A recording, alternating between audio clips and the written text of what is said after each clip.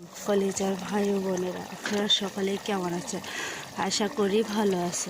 আজকে আমার মা নারকেল চুলায় গরুর মাংস রান্না করতেছে। দেখেন গাইস, নারকেল চুলায় রান্না করলে পাতিল অনেকটাই কালো হয়ে যায়, কিন্তু আমার মা রান্না করে এতে অন্য একটি বাটিতে ঢেলে রাখে। এই পাতিলেতে রাখে না। যখন মাটির চুলায় রান্না করে তখন এই পাতিলেই রান্না করে।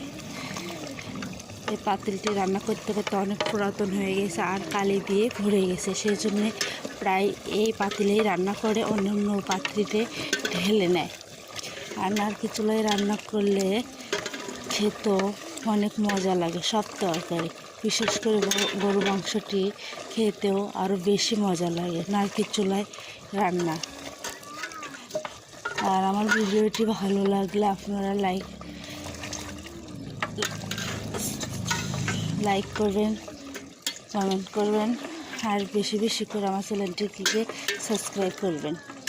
আল্লাহ হাফেজ।